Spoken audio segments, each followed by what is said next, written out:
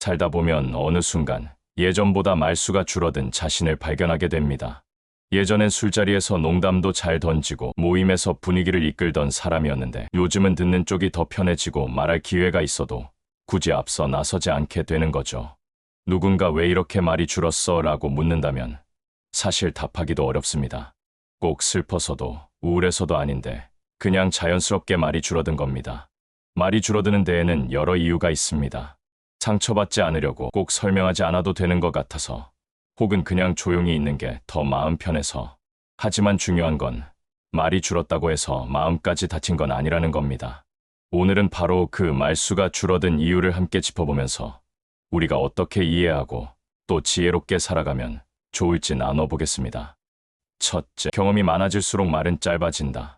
젊을 땐 세상을 다 아는 것처럼 이야기했지만 살아보니 말보다 행동이 중요하다는 걸 깨닫게 됩니다.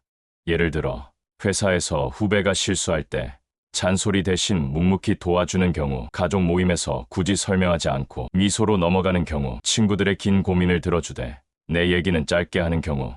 바람직한 방법은 불필요한 말을 줄이되 필요한 순간엔 따뜻하고 단단하게 한마디 해주는 겁니다.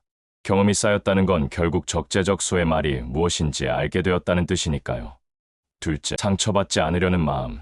한때는 아무렇지 않게 내뱉던 말이 언젠가 누군가에게 상처가 되기도 하고 또 누군가의 말이 나를 아프게 하기도 합니다. 그러다 보면 자연스레 조심스러워지고 말수가 줄어듭니다. 예를 들어 내 진심을 꺼냈는데 가볍게 흘려들었던 순간, 좋은 의도로 한 말이 오해가 되었던 경험, 혹은 가까운 사람에게 털어놓은 이야기가 다른 사람의 입에 오르내렸을 때, 바람직한 방법은 굳이 모든 걸 다 말하지 않고 내 마음을 지킬 수 있는 만큼만 나누는 겁니다. 말 대신 행동으로 보여줄 때 오히려 관계는 더 단단해질 수 있습니다. 셋째, 굳이 설명하지 않아도 된다는 걸 알게 될 때, 살다 보면 꼭 내 마음을 다 설명하지 않아도 된다는 걸 깨닫습니다. 이해할 사람은 말없이도 이해하고 그렇지 않은 사람은 아무리 설명해도 못 알아듣거든요.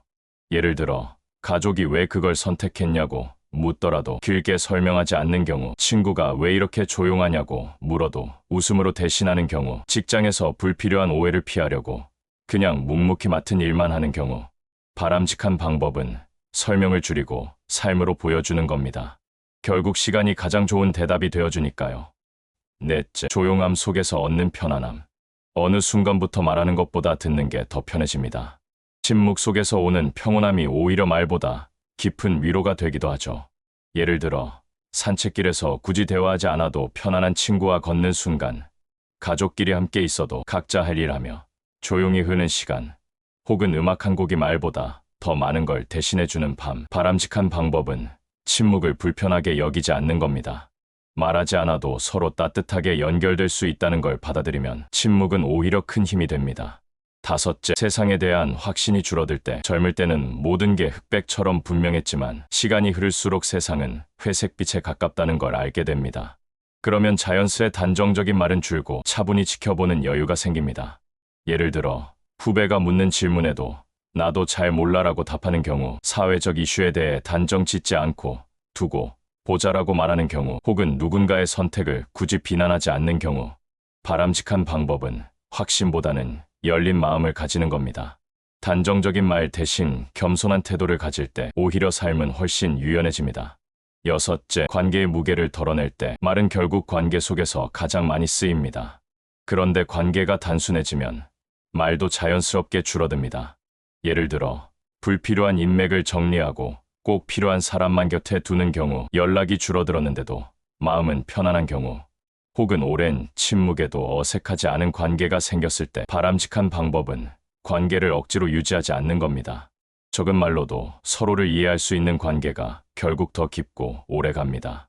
일곱째, 마음이 지쳐 말을 잃었을 때. 때로는 지쳐서 말이 줄어듭니다. 설명하고 변명할 힘조차 없어서 그냥 침묵으로 버티는 순간도 있죠.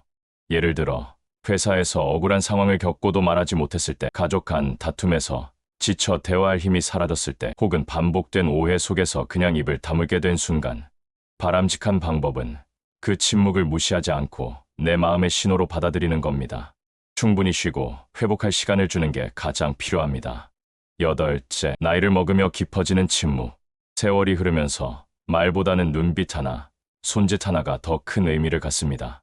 그래서 말이 줄어드는 건 어쩌면 자연스러운 일입니다. 예를 들어 부모님이 굳이 말하지 않아도 눈빛으로 다 알려주는 순간, 부부가 긴 대화 없이도 서로를 이해하는 순간, 혹은 친구끼리 오래 함께 있어도 침묵이 전혀 어색하지 않은 순간, 바람직한 방법은 그 침묵을 삶의 지혜로 받아들이는 겁니다. 말은 줄어들지만 마음은 더 깊어지고 그 깊이가 관계를 더 단단히 이어줍니다.